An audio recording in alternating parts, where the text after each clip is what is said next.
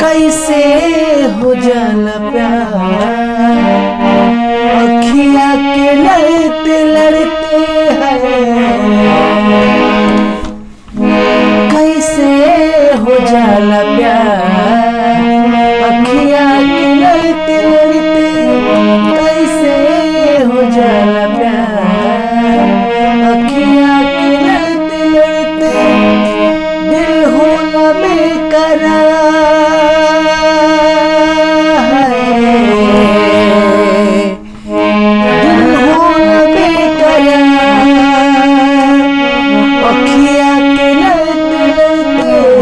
कैसे हो जाला प्यार, अखियाँ के लड़ते लड़ते।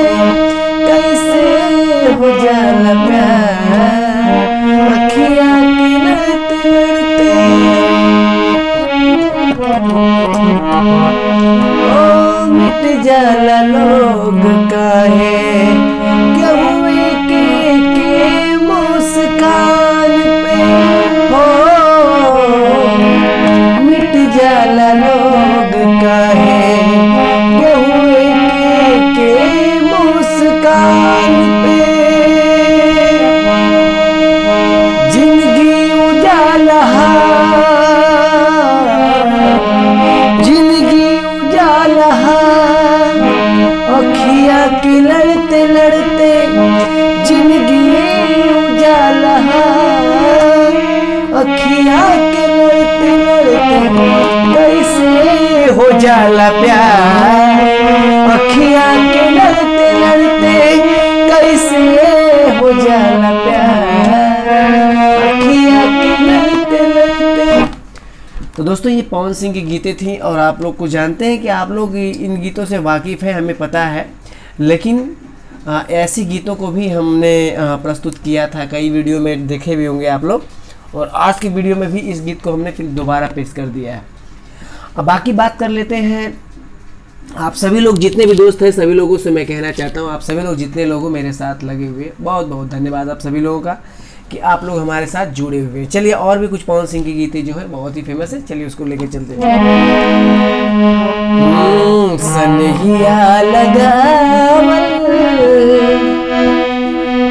बहुत बात नहीं है, सनहिया लगावल बहुत बात नहीं है। नजरिया चुरावल बहुत बात होला, नजरिया चुरावल बहुत बात होला।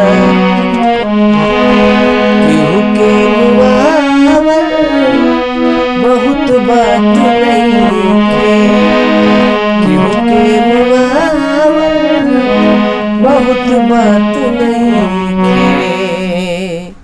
मुआ के जियावल बहुत बात होला, मुआ के जियावल बहुत बात होला।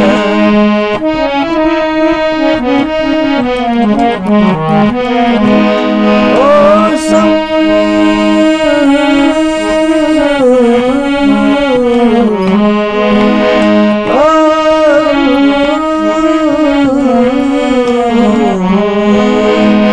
समझे न पवली तुहर असली इरादा, रुपवे के जाल में धरा गई दादा। समझे न पवली तुहर असली इरादा, रुपवे के जाल में धरा गई दादा।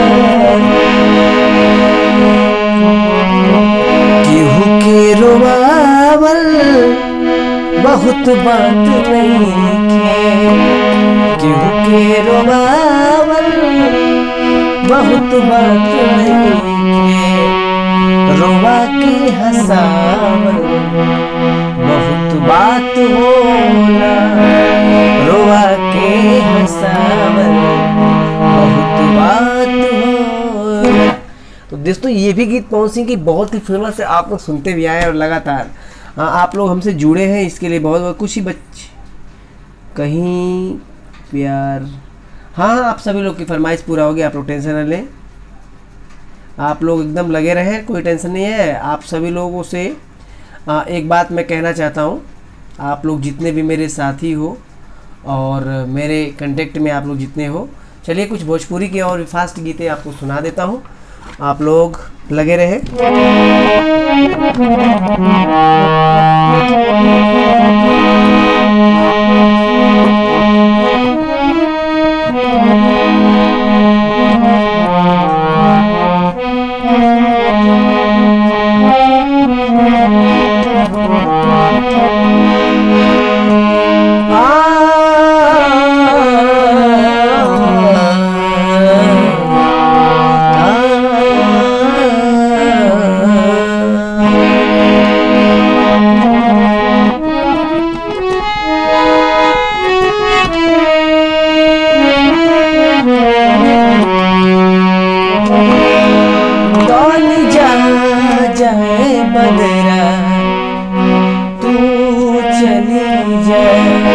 दोस्तों ये गीत तो बहुत ही बेटर है, इसको तो कोई काट नहीं सकता, बस आप लोग सुने चले।